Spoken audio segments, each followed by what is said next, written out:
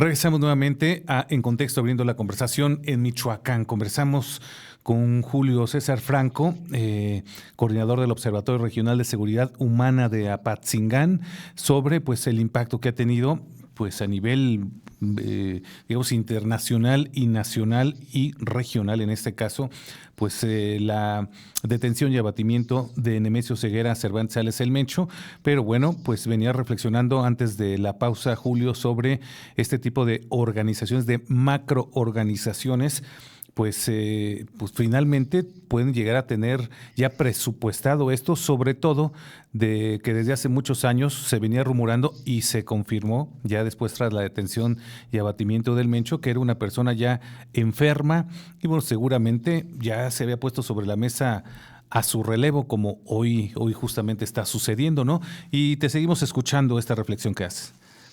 Sí, por una parte resulta relevante el relevo, no hay que negarlo, porque puede marcar un cambio en la dinámica adoptada por el grupo criminal, que tiene mayor presencia en el país y que ha desplegado la mayor cantidad de fuerza violenta contra la población y las estructuras del Estado. Más aún, es la organización que ha crecido comparativamente al resto de manera más acelerada, que tiene presencia, según analistas, también en los 50 estados de la Unión Americana y en 60 países a nivel mundial. O sea, no es poca cosa el cártel de Jalisco, pero solamente puede crecer de esa forma si dejamos de visualizarlo como un grupúsculo de sicarios y mulas y narcomenudistas. No es posible un crecimiento de este tipo si no existen los vínculos y redes de complicidad, no solamente dentro del país, sino también transnacionalmente.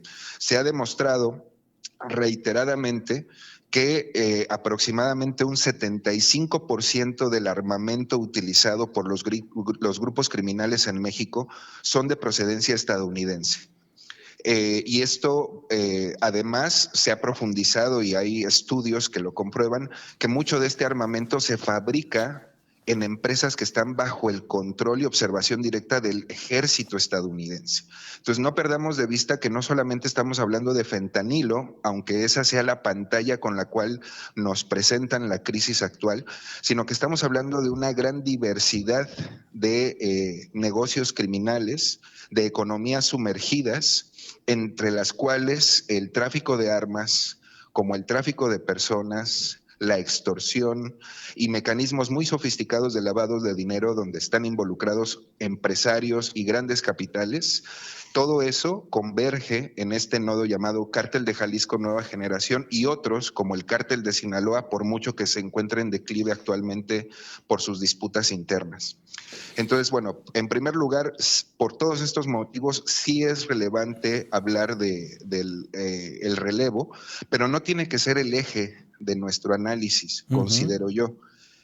Además de eso, como te decía, tenemos que seguir exigiendo el desmantelamiento de estas estructuras que le dan cobertura política y que les permiten lavar los activos extraídos de estas maneras ilegales pues a sus arcas, ¿no? Para otra vez seguir retroalimentando esta maquinaria de destrucción y muerte a través del comercio de armas.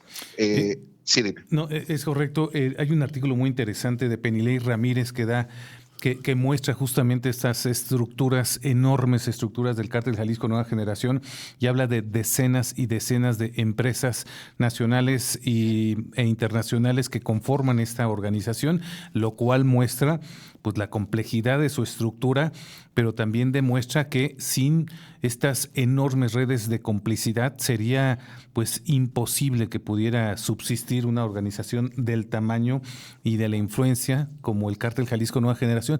Y esto te quería preguntar, Julio, después de lo que vimos en México, es decir, más de 20 estados en donde hubo bloqueos, más de 600 vehículos robados y quemados, más de 200 tiendas de conveniencia. Vimos lo que sucedió en Jalisco, en Michoacán, en Sinaloa. Y bueno, finalmente pareciera que con el velorio del Mencho se le da un cerrojazo a esto, al menos para el gobierno dice, pues todo está bien, Además, la mejor muestra de que estamos bien es el concierto de Shakira. Es que, por ejemplo, en Puerto Vallarta y en Mazatlán hay llenos totales en los hoteles. Dice, ya regresamos a la normalidad. Y la pregunta es esa, ¿cómo se puede hablar desde el gobierno de normalidad después de lo que vimos hace unos días? O lo pondría de otra forma, ¿a qué normalidad nos hemos acostumbrado, Mario? Porque después de este cuarto de siglo de batallas contra los grupos criminales, de ambientes generalizados de violencia, pues la gente tiene que, de cierta manera, continuar con sus actividades, ¿no? Aquí se vive en Apatzingán, que es una ciudad pequeña de 100,000 habitantes apenas, se puede palpar muy claramente este tipo de situaciones, cómo la gente se repliega a sus casas, se detiene el comercio, cierran los comercios, para la actividad pública, la vida cotidiana se ralentiza durante 24, 48 horas, pero después rápidamente retoman sus actividades, porque además somos una población que vive al día. Entonces es entendible que la gente quiere retomar sus actividades, quiere retomar su vida cotidiana, pero nos hemos acostumbrado lamentablemente a que esto ocurra en una tensa calma, como la describió muy bien el obispo de Apatzingán, don Cristóbal Asensio. Entonces, ¿qué tipo de normalidad estamos acostumbrándonos a tener? No podemos seguir acostumbrándonos a esta forma de vivir. Y repito, también tenemos que analizar los contextos en los cuales se desarrollan estas situaciones. Número uno, el gobierno de Claudia Sheinbaum definitivamente ganó muchos bonos en la aceptación pública con el abatimiento del Mencho. Esto tiene que ver directamente con la forma en que nos hemos acostumbrado a interpretar la lucha contra el crimen organizado, precisamente con la caída de las cabecillas. Pero ya problematizamos porque esto es insuficiente e incluso incorrecto. Hay que analizar, reconociendo la labor de las Fuerzas Armadas que pusieron el cuerpo y sacrificaron, por decirlo así, a 26 elementos de la Guardia Nacional en esa jornada. Hay que reconocer que una evaluación más pormenorizada del dispositivo tendría que contemplar también todo lo que ya señalaste, narcobloqueos simultáneos en 20 estados del país y la forma tan difícil en que fueron afrontados por las distintas corporaciones en esos 20 estados. En algunos se pudo, controlar la situación el mismo día, pero hubo otros territorios en los cuales se prolongó el conflicto durante varios días. Caso de Aguililla, en donde 32 horas después del abatimiento del capo, todavía la cabecera municipal se encontraba en medio de disturbios, incendios, riesgo para la población, amenazas de ser reclutada para utilizarles como escudos humanos. Todo eso vivió Aguililla durante 32 horas aciagas, y un reconocimiento al 43 Batallón, 43 Zona Militar, que hicieron el trabajo permanente de llegar allí, a pesar del camino difícil de la ruta, plagada de obstáculos, ¿no? Y de vehículos que tuvieron que remover. Terminaron de removerlo hasta el miércoles de la semana pasada.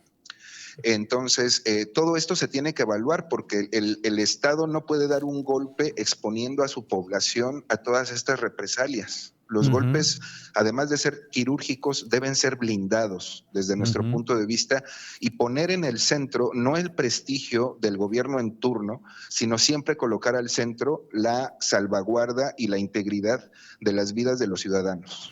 Es correcto, por eso decíamos, coincido totalmente contigo, a qué normalidad nos referimos cuando se habla de que ya volvimos a lo de siempre. Voy a hacer una pausa y regreso nuevamente contigo, Julio, para preguntarte, pues ahora, si tú coincides justamente con esto, con que en Michoacán y sobre todo en la región se está viviendo una tensa calma. Ahorita volvemos.